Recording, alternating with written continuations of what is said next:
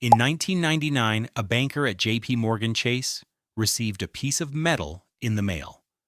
Not a letter, not a contract, a card, made of titanium, weighing 27 grams. It had no credit limit printed on it because the credit limit was whatever you need. The card was the palladium, and it was sent to fewer than 10,000 people in the world. That is the top of the credit card hierarchy. Today, I'm breaking down the 7 levels of credit cards, from the card anyone can get to the cards that require an invitation. Let's get into it. Level 1, the entry-level card. This is where most people begin their relationship with credit, and where most people form opinions about credit cards that they carry for the rest of their financial lives, usually incorrectly. A secured card requires a deposit. You put down $200, you get a $200 credit limit, and the bank takes approximately zero risk because they're lending you your own money back with extra steps. The Capital One Secured MasterCard. Discover It Secured. The Open Sky. These cards exist for one purpose: to build a credit history for someone who doesn't have one, or to rebuild one for someone who damaged theirs. There are no rewards. There are no benefits. There is no lounge access. Here's what most people miss about Level 1. The card is not the product. The credit score is the product. That score is the real asset being built. Who carries this? The 22-year-old who just graduated and discovered that having no credit history is treated roughly the same as having bad credit. The person who had something go wrong, a medical bill, a job loss, a difficult period. None of them are here by choice. All of them are here for a reason. Level 2, the Chase Freedom, the Citi Double Cash, the Discover It Cashback. Cards that cost nothing to hold, give something back for every dollar spent, and represent the single most rational financial product at this tier for the majority of American households.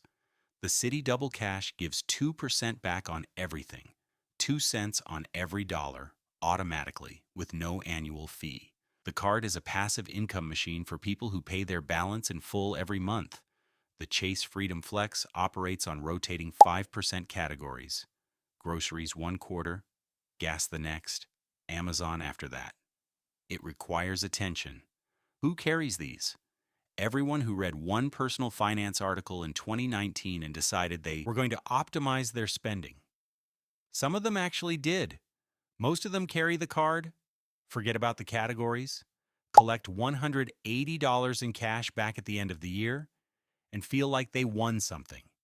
They did win something, just not as much as the article promised. Level 3, the Chase Sapphire Preferred, the Capital One Venture, the American Express Gold, annual fees of $95 to $250, points that transfer to airlines and hotels. The American Express Gold at $250 per year earns 4 times points at restaurants and grocery stores. For a household that spends $1,500 per month in those categories, that's 72,000 membership rewards points per year. Transferred to ANA and redeemed for business class to Japan, those points are worth approximately $2,400 in travel value. The card cost $250. The net benefit for a traveler who optimizes is substantial.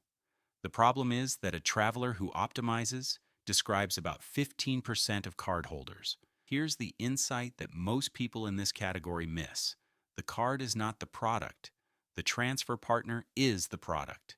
The card is a mechanism for accumulating currency. Where you spend that currency determines whether the card was worth carrying. If you're finding this useful, hit the like button and subscribe. Now back to it, because this is where the cards start getting interesting.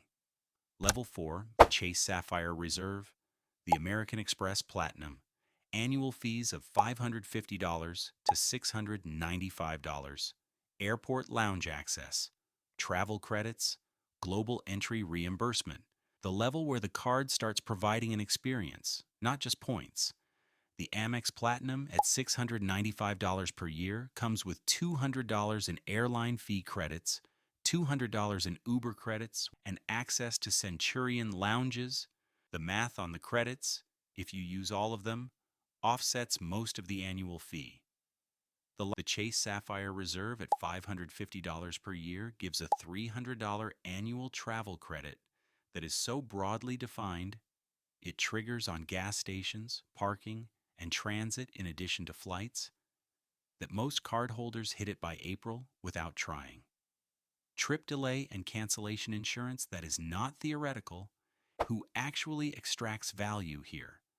The consultant who flies every week and has learned that 45 minutes in a Centurion lounge before a flight is the difference between arriving at the meeting functional and arriving at the meeting having eaten a $22 airport sandwich in a gate area next to a toddler having a philosophical crisis.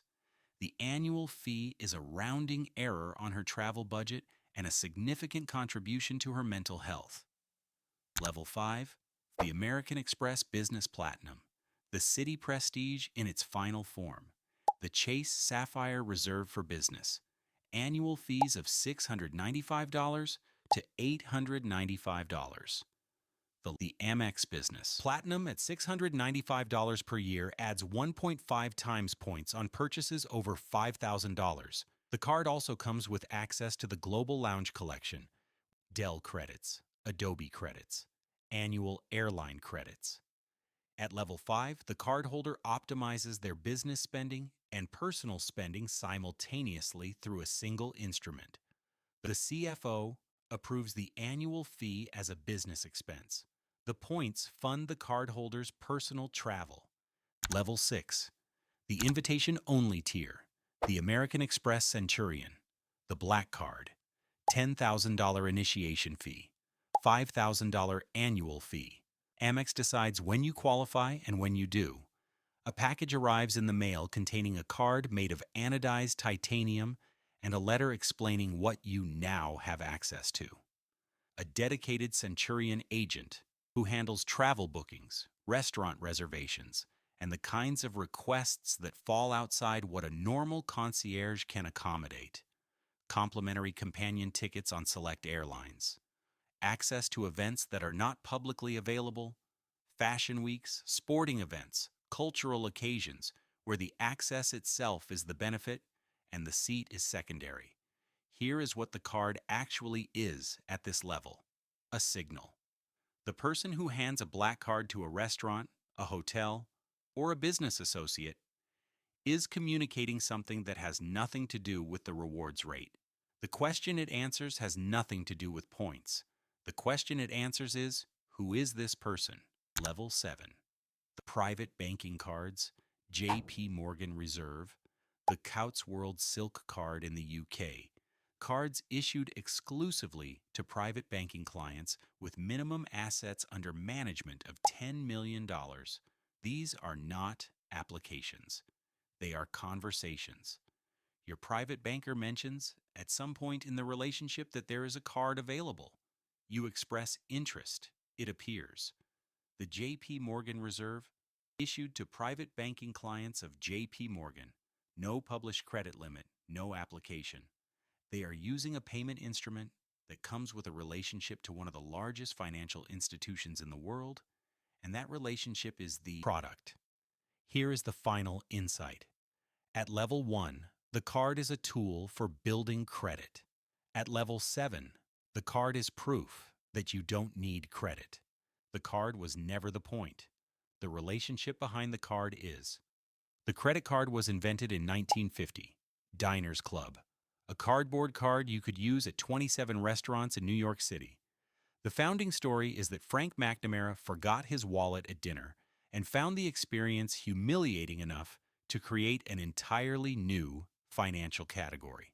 A 22-year-old with a secured card and a $500 limit, and a person who receives a titanium card in the mail from JP Morgan are both participating in the same system.